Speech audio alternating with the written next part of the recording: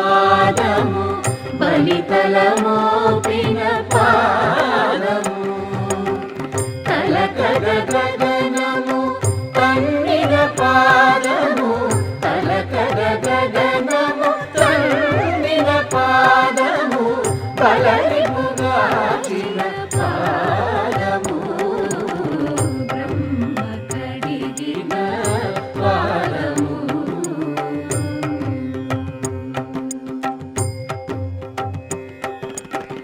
పరమయోగులకు పరి విధముల పరము సగడిని పాదము తిరువేంకటగిరి తిరమని చూపిన పరమ పదముని పాదము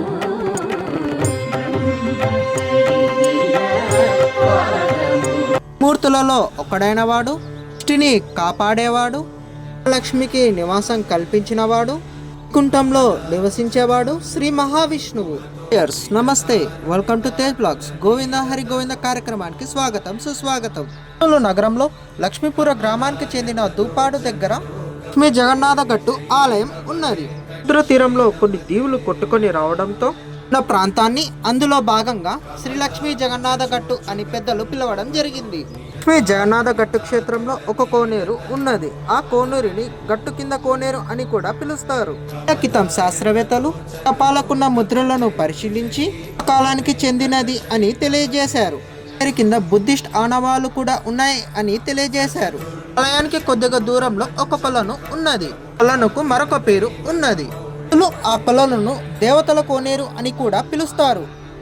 ఉన్న నీరు ఎంతో స్వచ్ఛంగా కనిపిస్తుంది. ఆ నీటిలో ఉంది ఔషధం అని భక్తులు విశ్వసించి ఆ ఔషధాన్ని ఇంటికి తీసుకొని వెళ్తారు. జగన్నాథగట్టు క్షేత్రానికి మెట్ల మార్గం ద్వారా చేరుకోవాలి. కొద్ది దూరం ప్రయాణించిన అనంతరం ఐదిశేషుల పాము ఉంటుంది. ఆ గుహలో గోవిందరాజులు, లక్ష్మీ గణపతి అలువార్లు దర్శనమిస్తారు.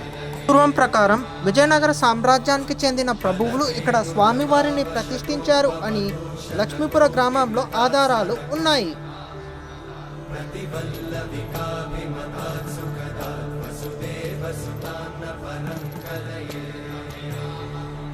ఆలయానికి ప్రవేశించగానే మహావిష్ణువు లింగ రూపంలో దర్శనమిస్తారు. ఇక్కడ మహావిష్ణువుని జగన్నాథుడు అని పిలుస్తారు. జగన్నాథగట్టు దేవాలయం కొండకు మరియు ప్రకృతికి లోయలో అటవీ ప్రాంతంలో ఉన్నది. శ్రీ లక్ష్మీ జగన్నాథుని దర్శించుకున్న అనంతరం కొండపైన ఉన్న ఆంజనేయ స్వామిని కూడా దర్శించుకుంటారు. ఈ జగన్నాథగట్టు క్షేత్రం ప్రతి శని ఆదివారాలలో భక్తులతో కిటకిటలాడుతుంది.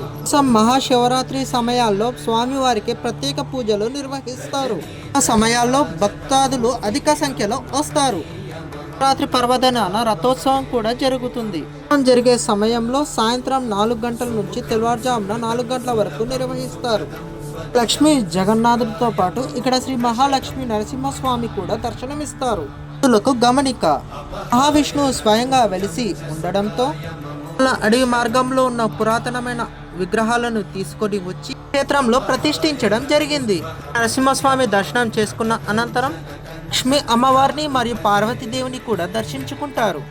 మీ జగన్నాథగట్టు క్షేత్రం మరియు బెంగళూరు జాతీయ రహదారిపై ఉన్నది. ఆలయానికి చేరుకోవాల్సిన మార్గం రాష్ట్రాల నుంచి కర్నూలుకి బస్సు లేదా రైలు మార్గం ద్వారా చేరుకొని నుంచి లక్ష్మీ జగన్నాథగట్టుకి 10 కిలోమీటర్లుగా చేరుకోవచ్చు.